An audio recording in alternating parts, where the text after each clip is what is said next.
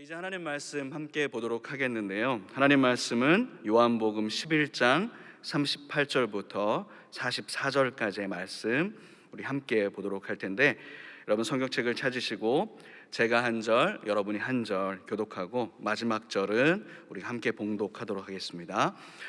이에 예수께서 다시 속으로 비통히 여기시며 무덤에 가시니 무덤이 구리라 돌로 막았거늘 예수께서 이르시되 돌을 옮겨 놓으라 하시니 그 죽은 자의 누이 마르다가 이르되 주여 죽은 지가 나흘이 되었음에 벌써 냄새가 나나이다.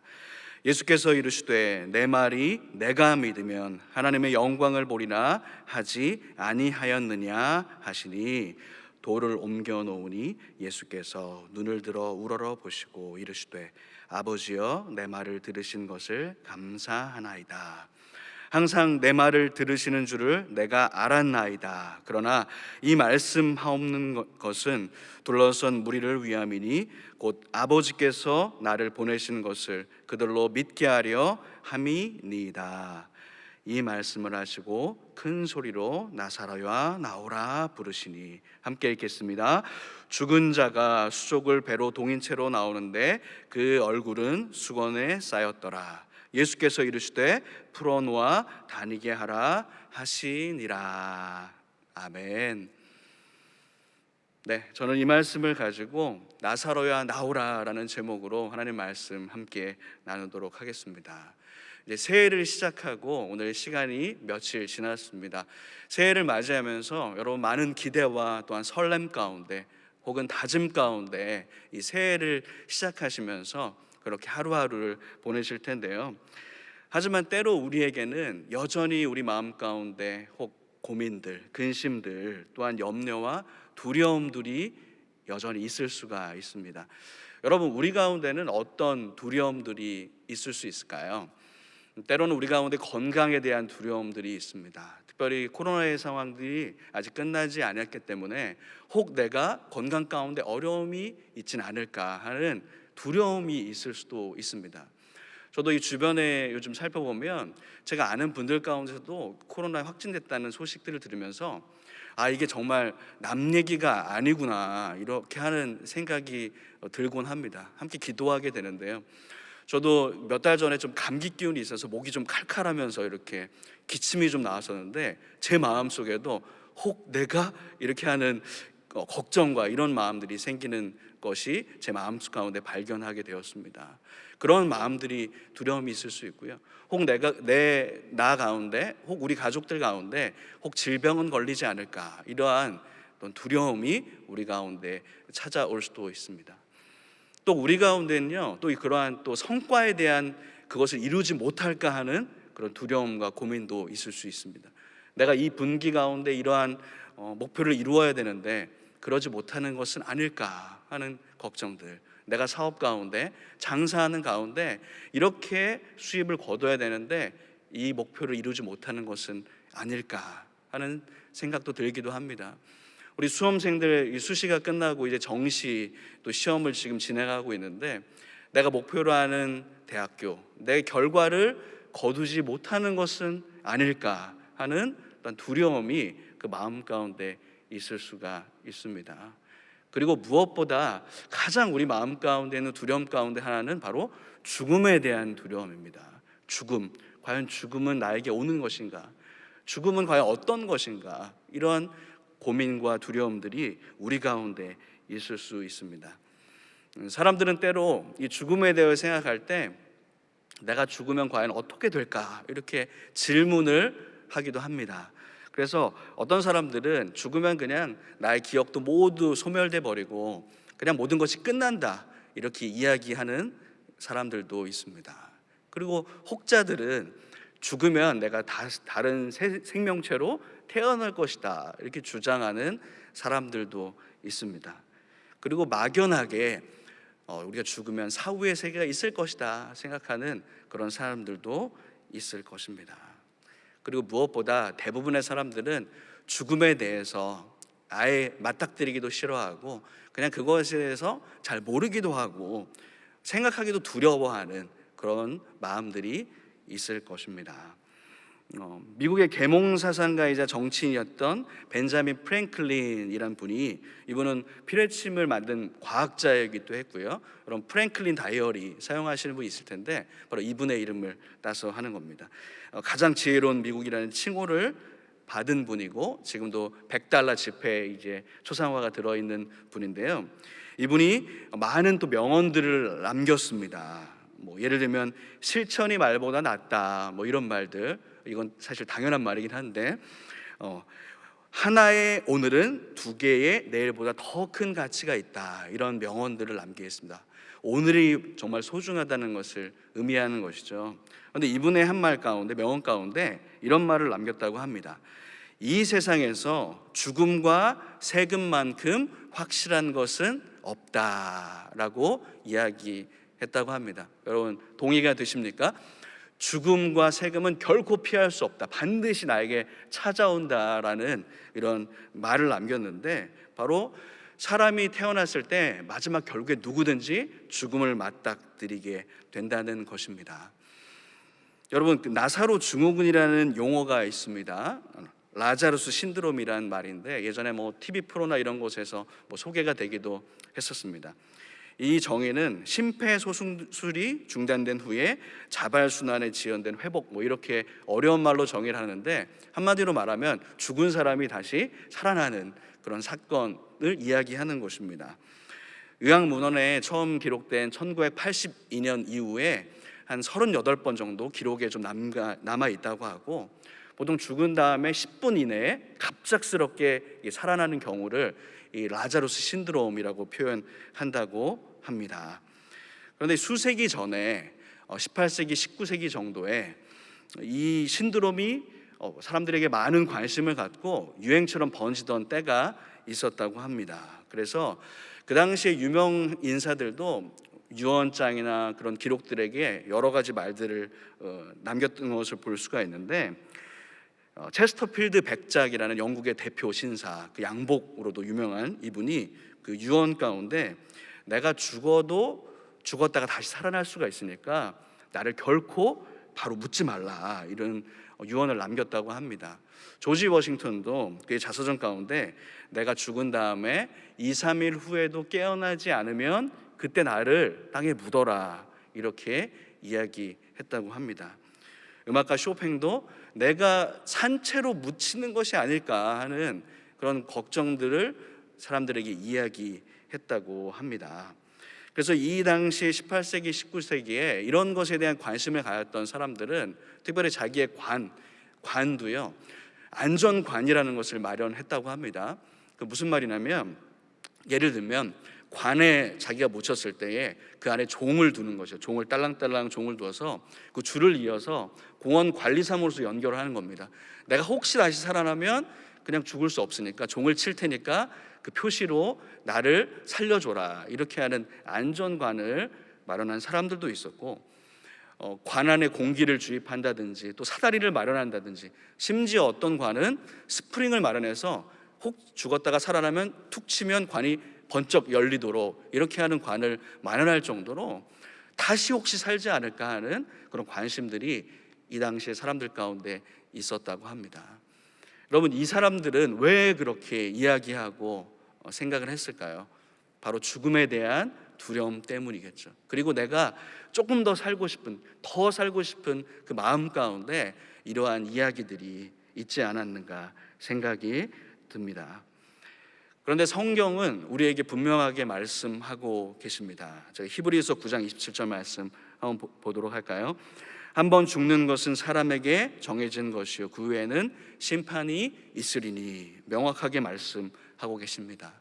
한번 사람이 인생을 살아가면서 죽는 것은 사람에게 반드시 정해진 것이다. 그리고 그 후에 심판이 있을 것인데, 혹은 천국으로 혹은 지옥으로 하나님의 심판 가운데 있을 것이다, 명확하게 말씀하고 계시고, 요한복음 14장 3절 말씀에도 가서 너희를 위하여 거처를 예비하면 내가 다시 와서 너희를 내게로 영접하여 나 있는 곳에 너희도 있게 하리라, 예수님께서 말씀하십니다. 예수님께서 내가 승천한 이후에 너희를 위해서 천국에, 하나님 나라에 너의 거처를 예비할 것이다 말씀하고 계시고, 재림에 관하여서도 데살로니가전서 4장 16절 말씀에 보면 주께서 호령과 천사장의 소리와 하나님의 나팔 소리로 친히 하늘로부터 강림하시리니 그리스도 안에서 죽은 자들이 먼저 일어나고 이때 살아있는 자들은 영원히 죽음을 맛보지 아니하리라. 주님께서 우리에게 말씀하고 계십니다. 성경은 우리에게 우리가 어디에서 왔는지, 그리고 왜 살아가야 되는지, 그리고 이 말씀처럼 어디로 가는지 우리에게 명확하게 말씀하고 계십니다. 그렇기 때문에 우리는 세상 사람들이 죽음을 두려워하듯이 그 죽음을 두려워할 필요가 없고 그것 가운데 그 두려움도 떨쳐버릴 수 있게 되는 것입니다. 우리가 이렇게 죽음의 두려움을 이겨낼 수 있는 이유는 바로 죽음을 이기신 예수님 때문입니다. 그분은 스스로 죽음을 이기셨을 뿐만 아니라 죽은 자를 살리시는 바로 하나님이셨습니다. 세상의 많은 종교들의 창시자들은 결국에 그들의 무덤은 있습니다. 그들도 인간이었기 때문에 결국 그들의 삶은 죽음으로 끝나게 된 것이죠. 하지만 많은 종교들과 우리 기독교가 다른 것은 바로 예수님의 빈 무덤입니다. 예수님은 하나님이셨기 때문에 죽음을 이기시고 승리하신 바로 주님이시죠. 오늘 요한복음 우리 11장 말씀 본문인데 그 말씀 그 전에 예수님은 이렇게 말씀하십니다. 예수께서 이르시되 나는 부활이요 생명이니 나를 믿는 자는 죽어도 살겠고 무릇 살아서 나를 믿는 자는 영원히 죽지 아니하리니 이것을 내가 믿느냐. 주님께서 말씀하십니다. 여러분들, 주님께서 우리에게 이렇게 물어보신다면 어떻게 대답하시겠습니까? 이것을 나는 부활이요 생명이니 이것을 내가 믿느냐 말씀하실 때에 우리가 뭐라고 대답할까요? 마르다는 이렇게 이야기했습니다. 우리 27절 말씀 우리 함께 이렇게 고백하는 마음으로 말씀을 한번 읽어볼까요? 27절 말씀입니다. 이르되 주여 그러하여다 주는 그리스도시요 세상에 오시는 하나님의 아들이신 줄을 내가 믿나이다. 아멘. 주님은 그리스도이십니다. 그리고 부활의 주인이십니다. 생명의 주님이십니다. 우리 고백하는 우리 가운데 부활의 믿음과 신앙이 필요하다는 것입니다. 그렇기 때문에 우리는 죽음을 이기신 주님을 믿고 있기 때문에 죽음을 두려워하지 말고 생명 가운데 나아갈 수 있게 되는 것입니다. 세상 사람들은 이 죽음의 이후에 모든 것이 끝이라고 이 세상 가운데 중심을 두고 가치를 두고 살아가지만 우리는 더 높은 가치와 목표를 향해서 그렇기 때문에 나아갈 수 있는 것입니다. 오늘 우리가 읽었던 본문의 말씀은 나사로의 이야기입니다. 여러분 또 잘 알고 계시고 죽었던 하지만 다시 살아났던 나사로의 이야기입니다. 요한복음 11장에 이 본문이 기록되어 있는데 요한복음 가운데 처음부터 7가지의 표적이 나오는데 그 중에 마지막 표적이기도 하고 또한 가장 중요한 표적이라고 할 수 있는 이 나사로의 다시 살아난 이야기. 이 시기는 예수님의 공생애를 마지막 십자가 지시기 몇 개월 전에 있었던 그 사건이기도 합니다. 장소는 예루살렘과 가까웠던 베다니라는 지역에서 일어났습니다. 지금 우리가 있는 이 성남 지역, 분당 지역이 서울의 근교 도시이듯이 이 당시의 베다니도 예루살렘의 그 위성 도시, 근교의 도시였습니다. 예전에 이 성남이 논과 밭으로 이루어졌다고 들었는데 이 베다니도 시골 마을, 어떻게 보면 가난한 도시, 작은 도시, 바로 그곳에 베다니에서 바로 오늘 본문의 사건이 일어나게 되었습니다. 그곳에 예수님과 잘 알고 있던 세 남매가 있었습니다. 나사로와 그의 누이 마르다와 마리아. 예수님은 이 예루살렘에 방문하시고 또 명절 때나 또 사역을 하시기에 가시기 바로 그 전에 이 가정을 방문해서 주무시기도 하시고 또한 함께 교제하던 그 가정이었습니다. 바로 이 성경의 옥합을 깨트린 마리아가 이 나사로의 누이 이 마리아가 되겠습니다. 이 베다니에 예수님이 사랑하시던 바로 나사로가 병이 들었습니다. 그리고 나사로는 결국 그의 목숨을 잃는 죽음을 맞이하게 됩니다. 예수님은 의도적으로 이 병든 나사로에게 방문을 좀 지체하시고 죽은 지 4일째에 이 나사로를 방문하고 계시고요. 예수님은 그곳에서 죽었던, 그리고 이미 사흘이나 지났던 죽은 나사로에게 돌문을 옮기라고 말씀하시고 나사로야 나오라 이렇게 선포하십니다. 놀랍게도 이 나사로는 그 몸에 배를 동이고 있는 그 몸 그대로 나와서 살아계신 하나님께 영광을 돌리게 되는 것입니다. 나사로가 살아서 나오는 놀라운 기적의 사건을 경험하게 되는 이야기가 바로 오늘 본문 말씀 가운데 나와 있습니다. 이 일을 통해서 예수님께서 바로 하나님의 아들이심을 보여주셨고, 많은 사람들이 그 기적의 사건을 보고 예수님을 믿게 되어지는 놀라운 사건이 되어지겠습니다. 여러분, 나사로의 이야기를 우리가 많이 들어서 알고 있기 때문에 이 본문의 이야기의 주인공이 나사로라고 흔히들 생각할 수 있지만, 이 본문의 진짜 주인공은 여러분 바로 예수님 한 분이십니다. 예수님은 그분의 영광을 드러내기 위해서, 하나님의 영광을 드러내기 위해서 이 베다니에 오셨고 나사로를 다시 살리심으로 영광을 받으십니다. 그분이 바로 죽음을 이기신 생명의 주님이시라는 것을 바로 이 사건을 통해서 보여주시고 영광을 받아주신다는 것이죠. 이 죽음을 이기신 이 이야기의 주인공 되신 그 예수님은 지금 저와 여러분 가운데도 동일하게 바로 생명의 주님이 되시는 줄로 믿습니다. 이 기적의 주님은 바로 우리에게도 바로 그 주님이시라는 것입니다. 이 생명의 주관자가 되시는 바로 예수 그리스도께서는 바로 이렇게 나사로를 살리셨듯이 지금 우리도 살리실 수 있다는 것입니다. 우리가 영적으로 죽어있던, 죄로 인해 죽었던 우리를 주님께서는 살려주셨습니다. 그리고 우리 가운데 메말라 있고 또한 감정적으로 죽어있는 우리의 정서 또한 이 부활하신 생명의 주님은 우리를 살려주실 수가 있습니다. 그리고 우리의 육신이 병들어서 지쳐있는 우리 가운데 이 생명의 주님은 우리의 병을 고치실 수 있고 우리를 일으키실 수 있는 분이십니다.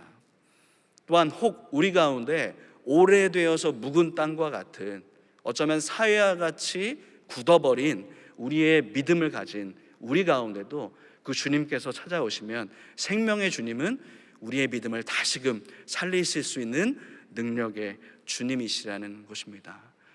오늘 이 말씀을 우리가 함께 들으면서 이 생명의 주님, 죽음을 다시금 살리신 그 주님을 의지하면서 우리의 자신의 모든 것들을 다시 일어나기를 소망합니다. 우리가 성경을 읽다 보면 이 성경 가운데 지명이나 또 이름 가운데 그 내용을 좀 묵상하면서 그것 가운데 주시는 은혜를 저도 경험하기도 하는데, 저는 오늘 말씀을 묵상하면서 특별히 베단이라는 지명의 이름과 또 나사로라는 이름의 그 뜻을 한번 좀 묵상해 보았습니다. 제가 좀 살펴보니까 이 베단이라는 곳은 바로 가난한 자의 집이라는 뜻을 갖고 있습니다. 히브리어로 빈민의 집, 고통의 집. 창세기 16장에 고통이라는 단어도 이 단어를 사용하고 있습니다. 반면에 나사로, 죽었다가 살아난 나사로는 하나님의 도우심이라는 뜻을 가지고 있습니다. 그러니까 이 지명과를 묵상하면서 저 가운데 하나님께 주시는 마음은, 너희 가운데 정말로 가난해버린, 죽어져 버린 그 땅 같은, 그 무덤과 같은 우리 가운데 나사로, 하나님의 도우심으로 주님께서 찾아오셔서 우리를 다시 살리시고 우리를 새롭게 하실 수 있다, 주님께서 우리에게 말씀하시는 줄로 믿습니다. 하나님의 도우심으로 우리의 모든 것들이, 죽었던 우리들이 다시 살아날 수 있고 다시 일어날 수 있다는 것입니다.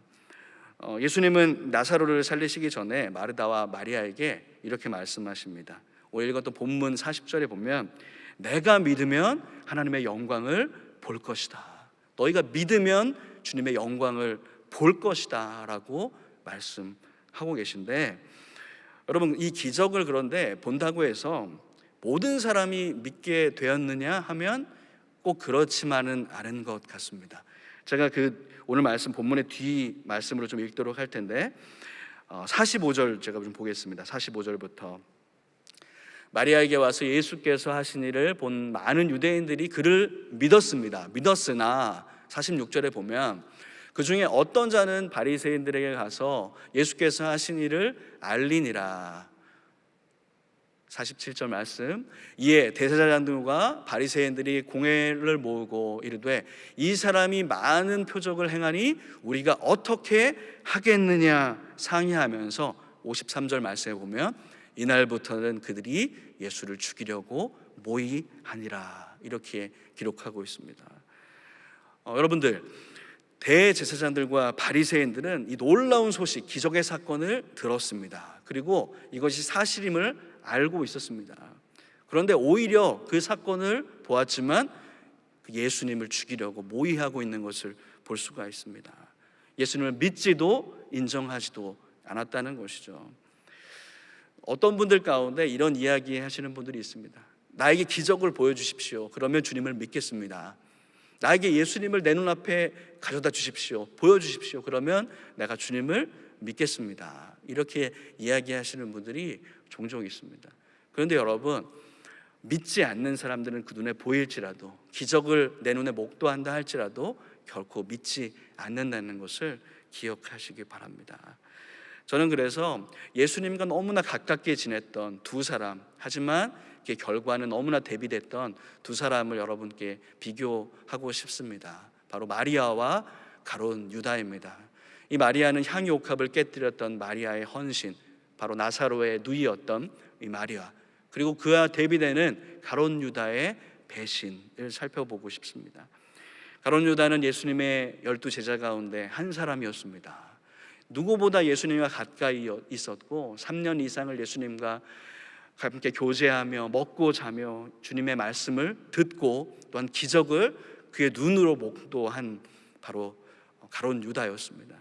하지만 어떻게 했습니까? 그 마음 가운데, 중심 가운데 주님이 하나님의 아들이심을 믿지 않고 은 30냥에 주님을 팔아버리는 배신으로 그의 삶을 마감하게 되었습니다.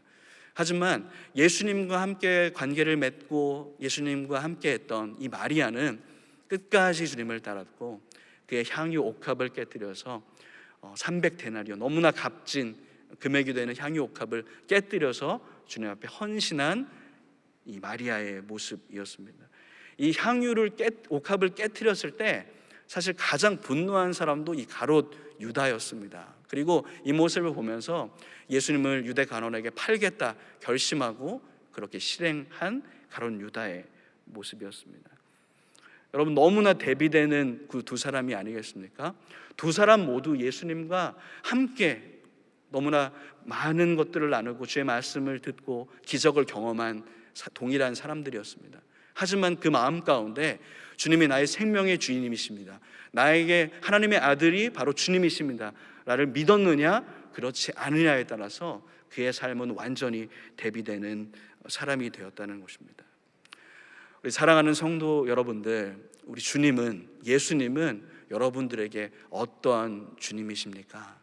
예수님은 나에게 어떠한 존재이십니까? 우리의 죽음과 생명까지도 인도하여 주시고 함께 하시는 분이 바로 우리의 예수님이시라는 것을 기억하시기를 바랍니다. 그 믿음이 있다면 우리의 어떤 죽음도, 또한 우리의 어떤 그 죽음의 두려움도 이겨낼 수 있다는 것입니다. 오늘 요한복음 11장 40절 말씀 제가 다시 한번 읽도록 하겠습니다. 무덤 앞에 있는 사람들에게 주님 말씀하십니다. 예수께서 이르시되 내 말이 내가 믿으면 하나님의 영광을 보리라 하지 아니하였느냐 하시니, 이렇게 말씀하십니다. 내가 믿느냐, 그러면 하나님의 영광을 너희가 보게 될 것이다. 너에게 과연 이런 믿음이 있느냐, 나를 생명의 주인으로 인정하고 믿음으로 나아가고 있느냐, 그것을 믿고 순종하는 자에게 나의 영광, 그 기적을 볼 것이다. 이렇게 말씀하고 계십니다. 이 나사로의 기적의 사건은 바로 이 돌을 옮기는 것부터 시작됩니다. 그들에게 믿음이 있지 않았다면, 예수님께서 다시 나사로를 살리실 것이라는 믿음이 없었다면 그 돌을 굴리는 믿음이 없었겠죠. 그래서 그 순종하는 믿음 가운데 하나님의 영광을 보여주시는 것입니다. 2012년도에 현병철 교수님이라는 분이 피로 사회라는 책을 또 발간을 했습니다. 이 책에 보면 시대마다 그 고유한 질병이 있다라는 그 문장으로 이 책이 좀 시작하고 있습니다. 그러면서 지금 이 시대에, 이 세상 가운데 있는 이 시대의 질병은 바로 신경증, 우울증이다라고 이 책은 이야기합니다. 뭐라고 얘기하냐면 이 사회는 성과주의로 너무나 가득했기 때문에 그래서 너무나 피곤한 그 사회가 되어진다는 것입니다. 오직 자신의 능력과 성과로 존재감을 확인하는 삶으로 인해서 이 사회가 피로해지고 지쳐간다는 것입니다. 그러니까 사람들은 어떤 성과를 내지 못하면 나는 뒤처진다 생각을 하고 그 마음 가운데 우울증과 또한 근심과 좌절감 가운데 사람들이 지쳐간다는 것이죠. 그러니까 스트레스를 받고 피로한 사회가 되어간다, 이렇게 이 책에는 이야기합니다. 우리 대한민국도 혹자들은 피로 사회라고 이야기합니다. 많은 사람들이 정말 피곤함 가운데 살아가고 있습니다. 이 코로나19의 상황 이전부터 너무나 아이들부터 시작해서 노년에 이르기까지 너무나 바쁘고 빨리빨리 정말 정신없이 살아가는 것이 이 세상의 바로 모습이 됩니다. 알게 모르게 스트레스들 또한 피로들이 우리 가운데 쌓여가는 것입니다. 그래서 바쁜 일상 가운데 살아가는 사람들의 모습을 보면, 눈빛을 보면 멍한 눈빛으로, 여러분 요즘에도 그 좀비물 영화들, 드라마들이 유행하기도 하는데 마치 영혼이 없는 좀비처럼 하루하루 살아가는 사람들의 모습들이 있다는 것입니다. 제가 몇 년 전에 그 장면을 제가 잊을 수 없는데, 제가 서현에 어떤 갈 일이 있어서 이렇게 서 있었습니다. 신혼등 앞에 이렇게 서 있었는데 어느 한 무리 한 100명 정도 되는 수십 명의 사람들이 제 그 신호등 맞은편에서 이렇게 오는 것을 볼 수가 있었는데 그들의 눈빛이 너무나 똑같습니다. 너무나 눈빛이 몽롱하니 아무런 표정도 없는 눈빛으로 사람들의 무루가 이렇게 걸어오고 있는 것을 제가 보았습니다. 저도 이렇게 지나가면서 왔는데 마치 정말 좀비와 같은, 정말 이 사람들이 도대체 뭐 하는 분들이지? 이런 생각을 하면서 제가 지나갔는데 나중에 어떤 분한테 좀 물어보니까, 여러분 서현에 경마장이 있습니다. 경마장. 거기서 돈을 잃고 나오는 그 수십 명의 무리들이 지나가는데 모든 돈을 잃고 나오는 그 모습을 보면서 정말 좀비와 그 생명력을 잃은 그 눈빛을 제가 보게 되었습니다.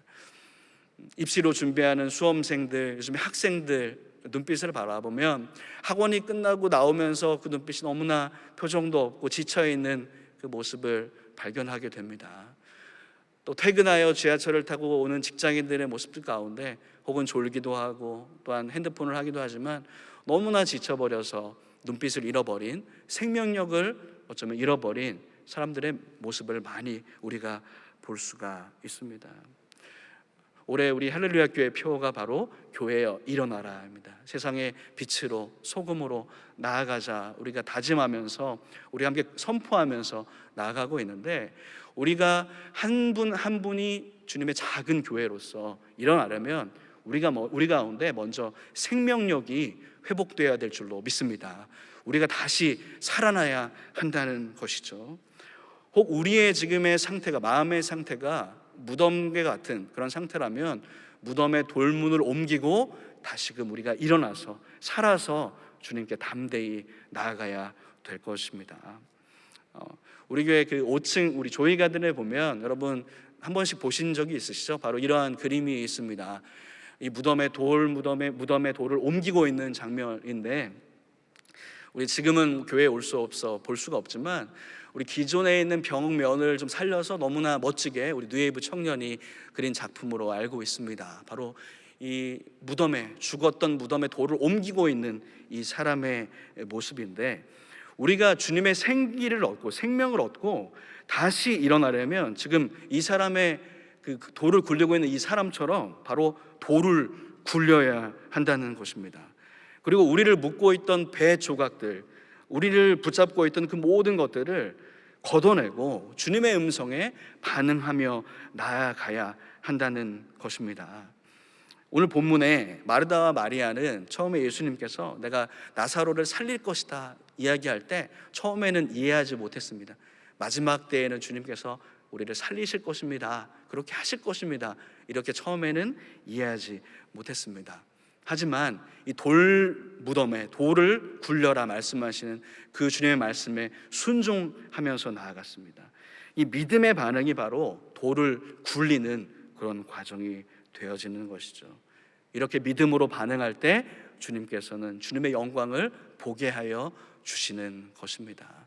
그래서 제가 이제 말씀을 정리하면서 두 가지 포인트로 우리 정리를 하고 싶습니다. 첫 번째는 무덤의 돌을 우리가 믿음으로 굴려라는 것입니다. 굴리자 하는 것입니다. 우리의 삶이 혹시 나사로의 무덤처럼 생명력을 잃은 삶일지라도, 죽은 지 오래되어서 파리가 날리고 정말로 부패하고 있는 혹 삶일지라도, 그 시작은, 다시 한번 살 수 있는 그 시작은 바로 믿음으로 돌의 문을 굴리라는 것입니다. 그리고 두 번째는 바로 주님의 음성을 듣고 반응하는 여러분 되시기를 바랍니다. 주님께서 뭐라고 말씀하십니까? 나사로야 나오라, 주님께서 선포하며 말씀하고 계십니다. 죽었던 나사로를 향하여서 돌문을 굴리게 하여 주시고, 너희 나사로야 일어나라, 나사로야 나오라 선포하실 때에 주님의 영광을 보게 될 것입니다. 여러분, 우리 각자의 자리에서 여러분 한번 우리에게 선포해 보시지 않겠습니까? 여러분, 나사로야 나오라 주님께서 말씀하셨듯이 여러분의 이름을 외치면서, 저는 김용진입니다, 김용진아 나와라, 누구누구야 나와라, 이렇게 여러분 선포해 보시지 않겠습니까? 누구누구야 나오라 주님께서 이렇게 말씀하실 때에 그것에 반응하며 또한 순종하는 저와 여러분 되시기를 소망합니다. 마지막으로 이 말씀을 보면서 우리 말씀 마무리하고 싶습니다. 25절부터 말씀, 예수께서 이르시되 나는 부활이요 생명이니 나를 믿는 자는 죽어도 살겠고 무릇 살아서 나를 믿는 자는 영원히 죽지 아니하리니 이것을 내가 믿느냐? 이르시되 주여 그러하이다. 주는 그리스도시요 세상에 오시는 하나님의 아들이신 줄을 내가 믿나이다. 우리 27절 말씀 함께 봉독하겠습니다. 이르되 주여 그러하이다. 주는 그리스도시요 세상에 오시는 하나님의 아들이신 줄을 내가 믿나이다. 아멘. 아멘. 여러분, 주님은 우리의 부활의 주인이십니다. 우리의 마지막 재림 때에 우리를 부활시켜 주실 것입니다. 우리에게 생명의 주님께서 우리를 인도하여 주실 것입니다. 그 주님께서는 또한 우리의 죽었던 정서들, 우리의 육신, 우리의 지금의 모든 상황들, 눈앞에 보이지 않고 무너져버린 삶 가운데 있을지라도 바로 우리에게 누구누구야 나오라, 나사로야 나오라 선포하시면서 우리를 부르고 계십니다. 여러분, 우리 믿음으로 우리의 돌문을 굴리시길 바랍니다. 또한 주님의 말씀에 순종하며 일어나고 주님의 말씀에 그 선포하는 말씀에 반응하는 저와 여러분 되시기를 주님의 이름으로 축복합니다. 함께 기도하겠습니다. 우리의 부활이요 생명 되신 우리 주님을 찬양합니다. 믿는 자에게 주님의 영광을 보리라 말씀하신 그 주님, 우리 믿음으로 주님 앞에 고백하며 나아갑니다. 나사로야 나오라, 너희들이 나오라 선포하시는 그 주님 앞에 반응하며 나아가는 우리 모두 될 수 있도록 도와주시옵소서. 우리에게 생명을 허락하여 주시옵소서. 죽음의 두려움도 이겨내게 하여 주시옵소서. 우리를 그렇게 인도하실 주님의 이름을 높이며 주님께 영광 돌립니다. 감사하고 예수님의 이름으로 기도드립니다. 아멘. 여러분, 이 시간에 함께 찬양할 때에 그 주님을 선포하며 고백합시다. 예수님의 이름을 높여드립니다. 예수 이름 높이세. 우리의 생명의 구원의 이름 그 주님만을 찬양합니다. 우리 함께 고백하겠습니다. 수많은 우리 줄지어 그분을 보기 위해 따르네. 평범한 목수이신 그분, 모든 무릎을 꿇어 경배하네. 모든 무릎이 꿇어 경배하네. 모든 문제들 하나하나, 모든 문제들 하나하나 죽음까지도 힘을 잃고 죽음까지도 힘을 잃고 생명의 근원 되신 생명의 근원 되신 예수 이름 앞에 모든 권세를 굴복하네. 우리 주님의 이름을 높여드립니다. 예수 이름 높이세 능력의 그 이름 예수 이름 높이세 구원의 그 이름 예수 이름을 부르는 자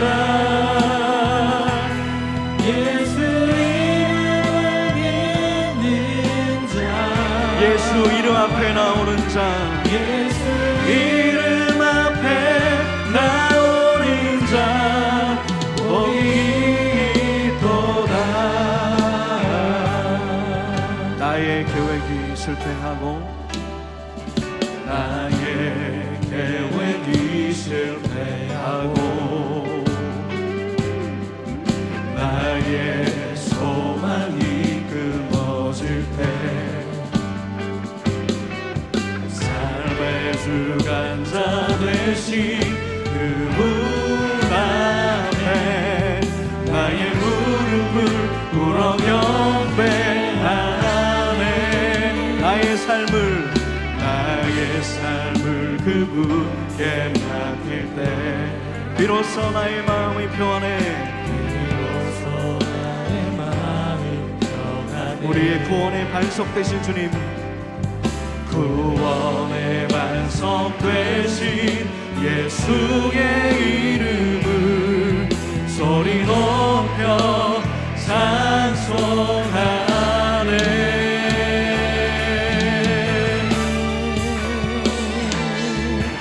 예수 이름 높이세 능력의 그 이름 예수 이름 높이세 구원의 그 이름 예수 이름을 부르는 자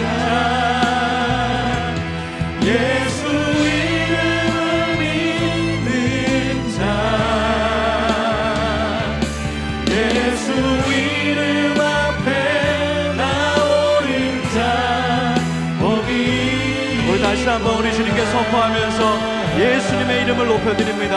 예수 이름 높이세 예수 이름 높이세 능력의 이름 예수 이름 높이세 구원의 그 이름 예수 이름을 부르는 자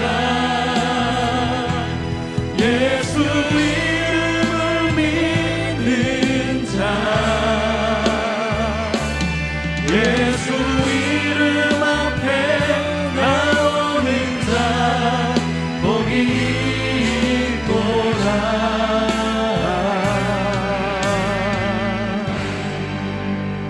혹시 한번 기도하실 때에 바로 그 주님의 능력의 주님 구원의 그 이름 예수 이름을 부르는 자 예수 이름을 믿는 자에겐 복이 있고 우리에게 생명을 허락하신다는 그 주님을 의지하면서 우리 함께 기도하겠습니다. 우리의 삶의 주관 되신 주님만을 높여드립니다. 우리의 생명도 죽음도 건강도 주님께 속한 것임을 고백하며 주님께서 모든 것을 맡기게 하여 주시옵소서. 주님께서 우리를 인도하여 주시고 우리의 삶의 주관자가 되어 주시옵소서. 우리 고백하면서 우리 각자의 자리에서 우리 기도하며 주님께 나아가겠습니다. 살아계신 하나님 주님 앞에 우리 기도하며 나아갑니다. 주여 주님 우리를 인도하여 주시고 함께하여 주시옵소서. 능력의 주님 우리 주님의 이름을 높여드립니다. 구원의 이름 주님 우리의 생명의 주님 주님 앞에 우리가 나아갑니다. 우리에게 믿음을 허락하여 주시옵소서. 하나님 우리의 믿음으로 우리 무덤의 돌을 굴리게 하여 주시옵소서. 하나님 주님의 음성에 반응하게 하여 주시옵소서. 나사로야 나오라 말씀하시는 그 주님 앞에 우리가 반응하며 지금 일어날 수 있도록 도와주시옵소서. 하나님 우리를 인도하여 주시는 주님만을 의지합니다. 함께하여 주시옵소서. 우리에게 주님의 말씀을 들려주시옵소서. 우리에게 믿음을 허락하여 주시옵소서. 하나님 주님만을 더욱 의지하며 나아갑니다. 주여 우리를 붙잡아 주시고 인도하여 주시옵소서. 살아계신 하나님만을 의지하며 나아가오니 우리를 붙잡아 주시고 하나님께서 함께하여 주시옵소서. 우리의 삶의 주관자가 되신 예수님만의 이름을 높여드립니다. 많은 사람들이 주님을 기적을 보았지만 그것을 믿는 사람들, 생명의 주님을 인정하셨던 그 사람처럼 우리도 주님께 나아갈 수 있도록 도와주시옵소서. 하나님, 주님을 이렇게 인도하여 주시고 붙잡아 주시옵소서. 주님의 음성에 반응하며 나아갈 수 있도록 도와주시옵소서. 우리에게 생명 되신 그 주님 의지하며 나아가오니 함께하여 주시옵소서. 하나님, 우리를 붙잡아 주시기를 간절히 소원합니다. 우리의 삶의 주관자가 되신 우리 주님만을 의지합니다. 하나님, 우리에게 일어나라, 다시금 무덤에서 나오라 말씀하시는 그 주님 앞에 반응하며 나아갈 수 있도록 도와주시고, 우리의 생명의 주인 되신 주님을 붙잡으며 오늘 하루도, 이번 한 주간도, 올 한 해 가운데 또 우리 평생 가운데 그렇게 인도함 받을 수 있도록 인도하여 주시옵소서.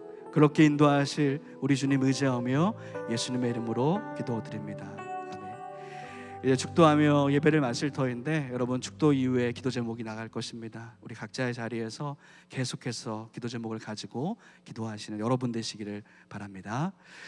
지금은 우리 주 예수 그리스도의 은혜와 하나님 아버지의 영원하신 사랑하심과 성령님이 함께하여 주시고 인도하여 주시고 보호하시는 그 주님이 우리의 생명의 주관자가 되시는 그 부활의 주님을 나의 주님으로 고백하는, 또한 그것에 반응하기로 다짐하는 우리 모두 가운데 영원토록 함께 하시기를 축원하옵나이다. 아멘.